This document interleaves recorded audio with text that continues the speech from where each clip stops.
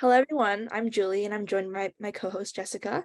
We're here today with Loc and Clayton to talk about their comic book and creative ways to get road safety messages out. We want to thank you guys so much for joining us. Our first question to you guys is kind of what got you started with safe driving? Why is road safety important to you guys? No, excellent question. So I've been involved with road safety. I've been a police officer for over 23 years. So I've actually seen the impact on the roads of what happens when you have impaired driving, and the loss of life, the devastation to families, and it was sometimes it's hard to connect with typical government messaging when you're trying to connect with different demographics. So this was a really creative, innovative way to reach a different audience that might not necessarily resonate with typical government speak sort of messaging. It looks great, by the way. Like, I feel like that's super important, like bringing together visuals and like especially the target you're trying to like reach. Our next question is, I guess we've seen like the amazing work that you guys did together. How did you guys initially meet? Like, go ahead. Okay, no.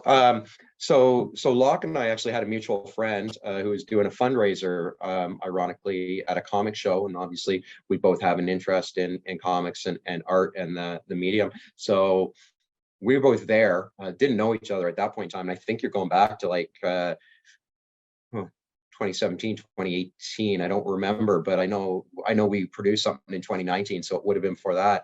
And they were doing this fundraiser for the food bank, and we just got chatting about the project. I indicated that I was trying to do something different, like with connecting. How do you connect with younger drivers and get the message of impaired driving?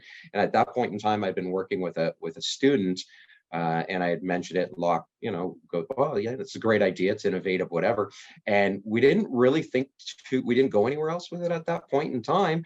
And then, ironically, we reconnected about 6 months later. We're both at Comic-Con. Once Oh, again, just what? happened. Yeah, we just happened Yeah. to be passing each other and Locke, hey, how'd that thing go? And I'm like, yeah, unfortunately, my artist had to pull out. So he'd started doing some of the work and he had to pull out. And Locke generously and graciously stepped up and said, hey, like, great message, great initiative that you're trying to do of getting this message out to the community. And he offered his services, said, I'd love to work with you and get it finished and get it out there. So that's kind of how we connect. It's sort of serendipitous that it was sort of unplanned, but it just sort of fell together like that. It I was know. fate. Yeah, it was fate. So glad that it worked out because like the work you guys did was amazing. Like there are a lot of different outlets that you could have used to spread these messages. Why specifically comic books? Like for what I noticed, a lot of the teens are into animes, comics, and all the other stuff, right? Even my daughter's into that kind of stuff, right? She's getting her G1 this year. So, that's something that like for me anyways, I noticed like when I was growing up in the early 80s, there was a lot of people getting killed on the road for drinking and driving. Mhm. And I started seeing these commercials and everywhere I went, even in elementary schools and somebody like Clayton and police officer would come up to school and talk to us about like, don't drink and drive when you guys get your driver's license and stuff like that. I mean, you have to remember back in the 80s, people were still smoking at McDonald's, Yeah. right? So that's something that was predominantly normal. It's kind of scary that people were drinking and driving.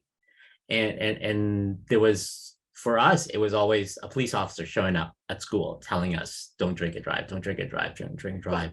Then I noticed these things where mothers were, mothers against drunk driving were protesting about drinking and driving, got to do something. This is 80s, I believe, right, Clayton? Around that time, around there, yeah.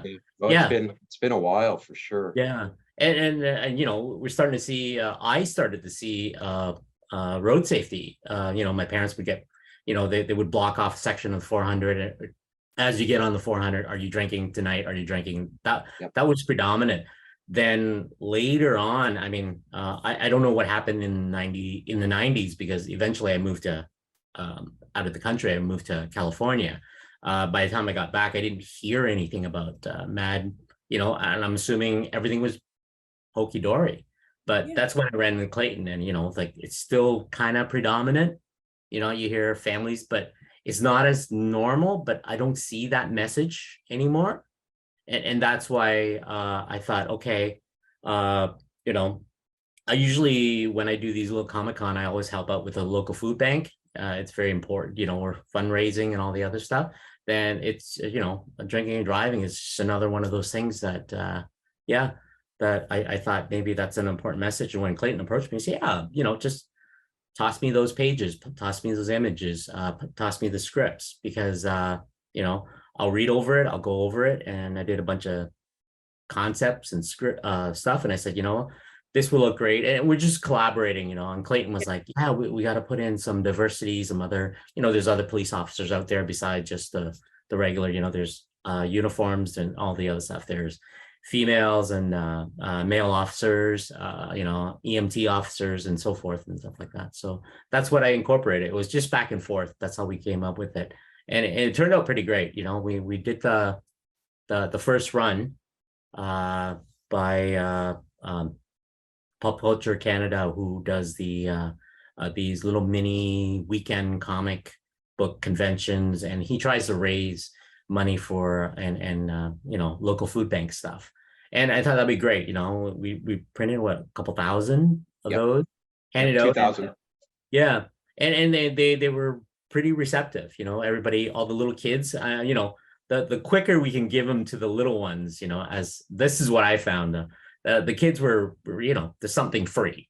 It's cool. It's got a female superhero that, you know, beside, you know, the standard Marvels and stuff like that. But this one is Canadian owned, right?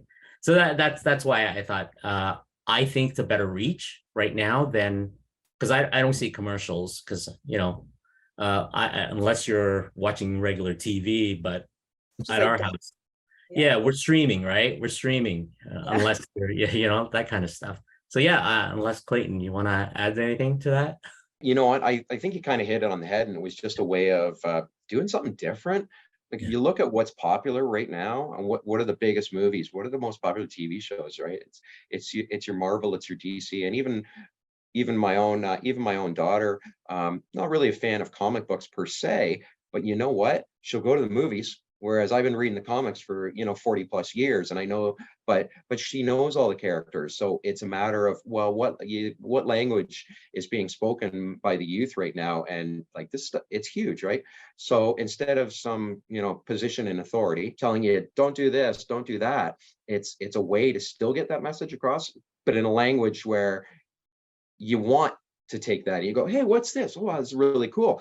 And you flip through it. Well, now you're invested.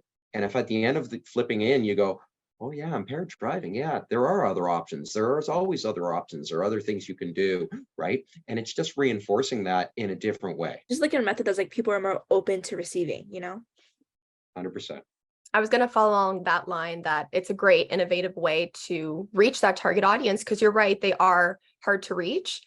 We did want to know, how did you get the idea for this comic book? Maybe if you want to touch about maybe the story or the character, what kind of inspired those ideas? I actually had the name. It started with the name, right? It started with the name. And I wanted something that was Canadian, but not cheesy, right? So we went with Goose. I have a daughter. I have a stepdaughter. So, you know, I wanted the name Goose. So when you think about Goose, male goose is technically a gander.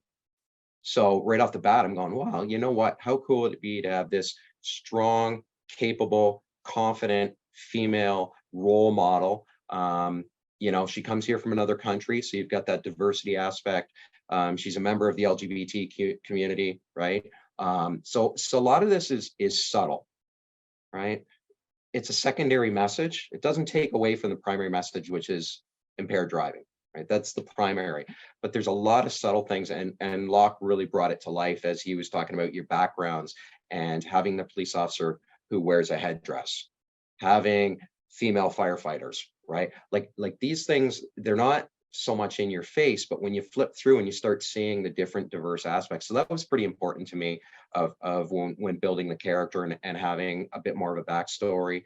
And then once again, you've got the primary message, but there's a lot you can do in the background. And I have had comments about it where people going, wow, it's cool to see that. It's cool to see, you know, people identifying with themselves with different aspects of the books? Like a lot of it was like when I was growing up, police officers and firefighters and EMT people were all mostly male, right? White male. Then we were I think we came here in 1978, 79 or so. And, in a small town in Barrie, of all places, I think we were the only Vietnamese family there. That's how weird it was. And I just kind of grew up. I played hockey, I played rugby, I grew up in a Catholic community. And, I think the first kind of like diverse type of people I started seeing was in Toronto, but that was rare. We barely went down to Toronto, right? You have to remember this is early 80 and stuff. So now it's normal. Clayton asked me to put those kind of things in because I thought, yeah, that's true, because I see it here in the Vaughan area. I see it here. It's so normal now in Canada, right? If you look at any comic book nowadays, it's starting to become, you're starting to see diverse characters being put in the book because that's something you see every day. And to reach these youth, I guess my daughters, grew up with like a lot of Asians, Southeast Asians and so forth, like everywhere. Like that's just normal. But for me, when I grew up, I mean, all my friends were, white kids. We played hockey and I was the only Asian kid there. But it's now if I go back to Barrie, I mean, they're everywhere, right? It's just a normal thing. Like the pho stuff. I'm sure you guys understand that. That's something wasn't like maybe 10 years ago. It wasn't something that you would say, hey, let's go have pho, right? Yeah. Now it's just normal. You can find it almost anywhere. So yeah, that's the reason for it is like, I think it makes more sense when the book represents the people that are here in Canada, right? Because it connects more. It's subtle. That's the point, right? You see it around you, but you don't notice it, kind of thing. But it's normal. That's the reason for it. Yeah. Personally, I love the subtleness of it because you're right. The book should be a representation of what you see around you. So I think showcasing that diversity does connect youth to the book. And I think it's awesome the way that it was incorporated. Who was your target audience with these comic books and why? How did you pick that audience? So the target audience was younger drivers, but it's an interesting question, and Loc hit on earlier, although probably unintentionally, is when we're doing shows, who's grabbing the books is a lot of younger kids. Like they're not driving yet.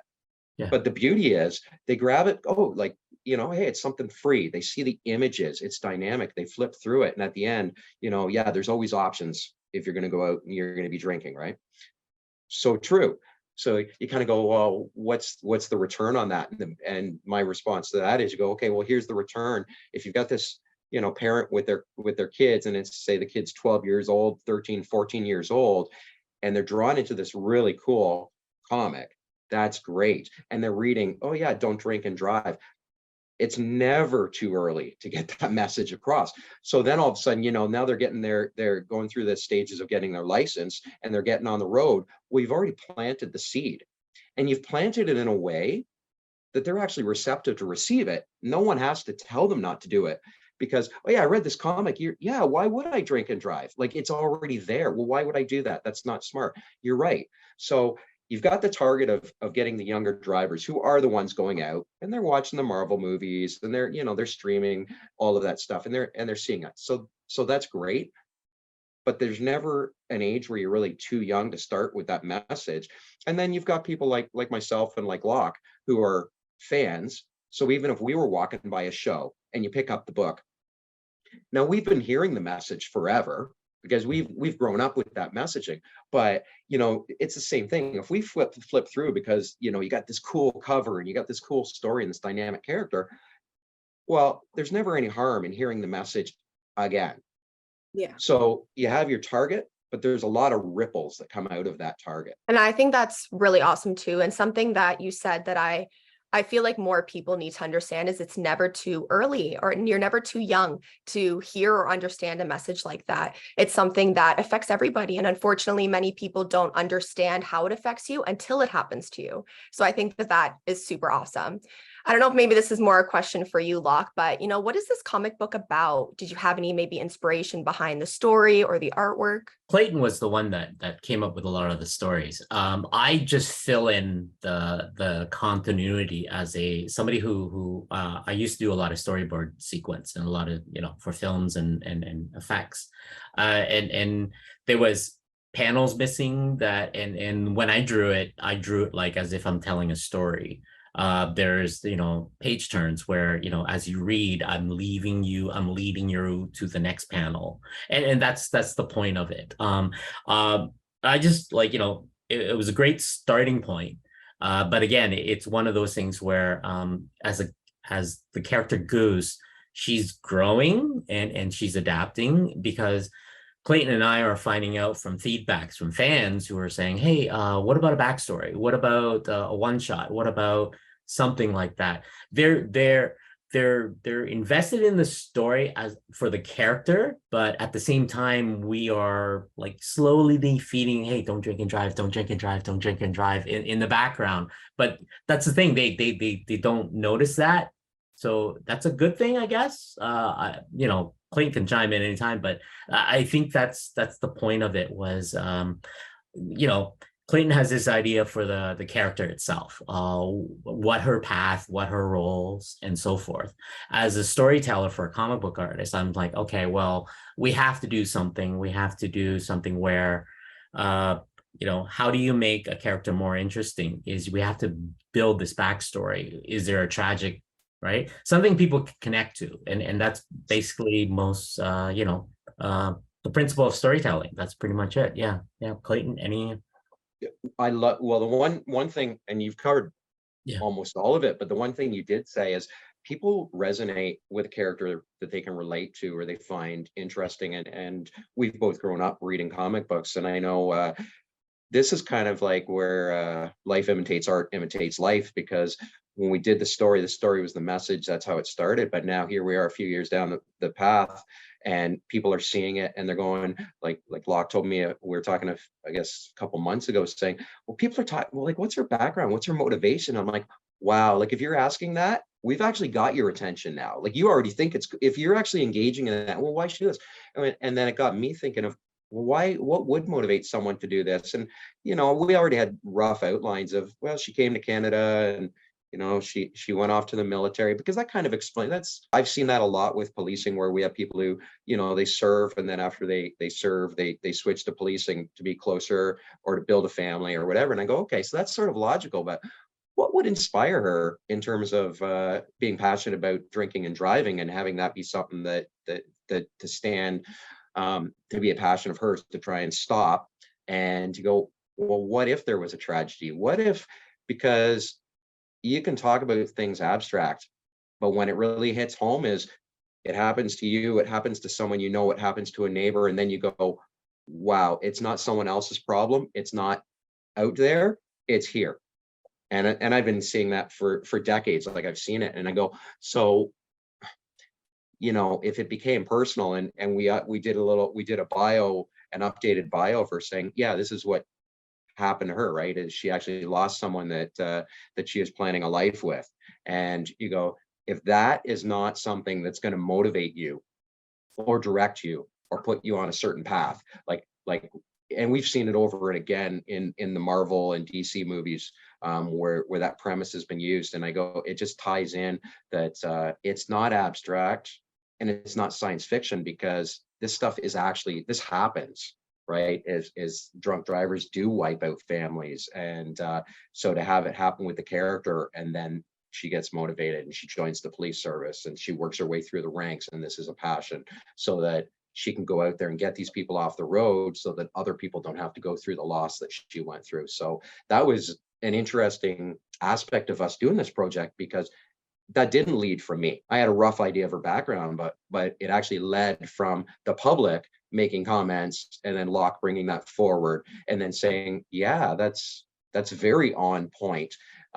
And now someone hopefully reads the bio at the next event and sees that, and then, you know, more dialogue and more evolution as time goes on. I think that's awesome. Once again, everything that you've both created has been awesome, but adding that personal backstory, you're right. You know, it makes it more personal for somebody. And it, you know, if there are some similarities, you're now connecting with the character. You think about your own life. You think, what if this happened to me?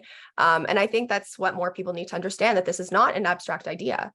So I know that we've talked a little bit about maybe some of the characters, to using the characters to connect with youth, but was there anything else that you like? How else do you use comic books to connect with youth? Like a lot of the time, like for me anyways, learning to like kind of, you know, you're coming from an immigrant background, and your first time in Canada, I was 6 years old when we first arrived. English was a tough thing, but as a kid, it wasn't that tough compared to now. Then comic books came along in my life. That taught me, like, there's, oh wow, these things, right? The dialogues were a little dense instead of learning your boring Shakespeare's in high school and all this other stuff. This was more interesting. There's images and stuff, and it gives you flow.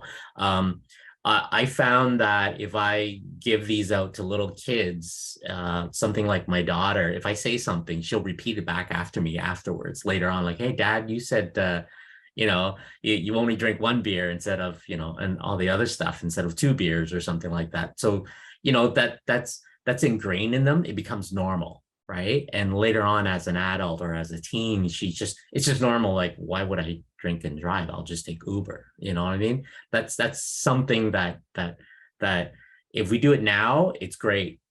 Because I would hate to, like, for me, I wouldn't mind it if, you know, MAD doesn't exist anymore, right? Like Mothers Against Drunk Driving, because that's something that, you know, everybody knows that, you know, if MAD doesn't exist anymore, that's great because we've eliminated that problem, but MAD still do exist, right? Yeah. It is predominant. I mean, even just then, you know, like a few years ago, when we did the comics, the tragedy in Vaughan with that drunk driver wiping out the entire family, that is just something like, holy cow, I did not know that was still, you know, that was still relevant. And it was like, that's okay, well, I got to get this done, you know, and that's, you know, that will lead to other ones later on, I guess, right, Clayton? I'll let you talk about that. Yeah. Oh, yeah. Yeah. Yeah. And I was going to say, once again, you have your primary, but what I'd love to see with this, and this comes with the relation building, and once again, with my evolution of my career and what I've seen with trying to be more inclusive, you know, we've had a lot of you know, young girls, young women that look at this, and the fact that you have this female character who's a police officer, who's also she's in a position of authority, like not just being a police officer, but she's a leader of this team, and then she's dating someone who's also, you know, who's a firefighter, and like I said, you know, so her girlfriend is a fire captain. And when you start to talk to people, it's once again that subtle messaging, because we don't want to make it gimmicky, we don't want to make it hokey. It's just kind of, yeah, so this is blah blah blah blah blah, right? Yeah, so her girlfriend, blah blah blah. You're not thinking about it, but you basically normalizing, which I think is very healthy. And what I'd like to see happen is, because we're always talking about numbers and hiring, all of the first responders are always trying to be more inclusive. We're always trying to get more female applicants than we have forever. And, you know, reading this comic, so don't drink and drive, or I mean, don't be impaired and drive, right? Because it could also be drugs. But the other thing is, if the secondary message is for someone who's thinking about a career path, to go, yeah, you know, I've never thought of being a first responder, and, you know, whether it's someone's daughter, sister, wife, whatever, it doesn't matter. But, you know, if it can inspire that, how cool is that? Like, it's there's so many ways that this medium can be used beyond the obvious. Like, you've been connecting with people, just like little pieces of themselves within this comic book. I know you guys kind of mentioned the comments that you've gotten back from readers and the feedback. We're wondering what other kind of feedback, like, that you've gotten specifically from youth in regard to the comic book itself. at my end, a lot of the time is, when I hand them to the kids, they're really hesitant at first, like, what is this free comic, right? And I say, yeah, it's free comic, right? And they're like, oh, okay. So they start looking and browsing and stuff like that, and they come back later on the table and say, oh, this is cool, right? Drawing's cool. That's the first thing. Drawing's Yeah. cool. The image is cool and all that stuff. But later on, like the parents are, I tell the parents, this is, a great little PSA that we do, sponsored by Mad Canada. And this is cool. This is something normal. And they go, oh yeah, I remember seeing those commercials as a kid, right? It's just normalized. But again, like I said, they didn't know that there's still drunk driver out there. Then, when we talk about the tragedy that happened or something, and they say, oh, okay. It just brings that little bit of awareness. And that's all that's all from my point. It's that little spark that counts, right? I give them about 50, 60 at a show on average. When I was up in Sudbury, I think they gave out 200 and something. I mean, the commerce, it's just something that becomes normal. I'm hoping it becomes normal where we just hand them out at trade shows, we hand them out at festivals and stuff. And the feedbacks are always been, yeah, this is great. This is awesome, right? When's the next issue? That's the next thing. Still waiting. Right. And again, it's one of those things, but at the same time, people are asking, what is her backstory? What is her, right? Which is a good thing, because it is one of those things where like, oh, okay. I thought at first I was just doing a, don't drink and drive message, but it's actually, people are starting to invest in the character, right? Which is showing now they're curious about the character. So yeah, that's my next job, is to get the second issue or something out the door. I know you mentioned we're handing it out at like different shows. If people wanted to, where else could they get the comic book? The comic book is available right across Canada. So we went from being local to actually being right across Canada. So Mad Canada has availability. We are in Ontario, and we are in, as of I think 2 months ago, we're in Alberta. But it can be any one of the provinces. So anywhere that Mad is doing an event, they have access to the comic. Anywhere, Loc is doing his shows. Yeah, wasn't there a website for the you can place an order? I'm trying to remember the youth website, the driving, the student one. Yeah. So Ontario, I'm gonna butcher the acronym. Students Against Impaired Driving, OSED. I believe if you go on their website, they have books available. Primarily, what I think Loc, not to speak for you, Loc, but primarily I think with the two of us, it's where we're involved is where we're physically there and we can give it away. But Mad can be using it anywhere across the country. So anywhere they're doing an event, and it might not necessarily be a fan expo or Comic-Con. It might be a traffic safety event that they're at. So anywhere that they're involved. And if you go to their website, if you go to the Mad Canada website, anyone can read it, right? It's there on the website. So if someone wants to check it out after watching the interview, they can actually go on the site and go, hey, what is it that they're talking about? Yeah, go to the website, check it out. And it's there for everyone to see. Awesome. Well, thank you so much, Clayton and Loc, for joining us today and taking time out of your very busy schedules. I wanted to know if there's anything else you wanted to add, any other projects or work maybe you wanted to show or talk about, maybe another edition. Well, I can let you chime in on that, but we are talking about it. Mad Canada has expressed interest and support, and I can say that what they would like to see is the second one deal with impairment by drug.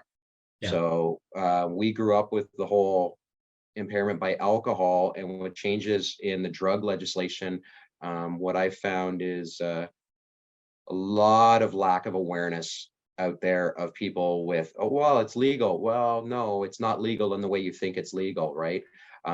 It's legal to go and buy a case of beer, but it's not legal to be drinking it in your car as you drive along. So it's the same thing. There are rules by which you can transport marijuana. And so they have indicated that they would like the second book to focus on impairment by drug. It would be a continuation of arc of the character, to be a continuation of the Goose character, and sort of the next stage in her evolution, and also an evolution of the messaging that we're trying to get across. That's really exciting. I feel like a lot of people think impaired driving just means alcohol, but like it involves cannabis and all these other substances as well. Well, thank you once again, Clayton and Loc, for joining us. We'll have a link to the comic book down below in our description. Thank you everyone for watching. Make sure to like, comment, and subscribe.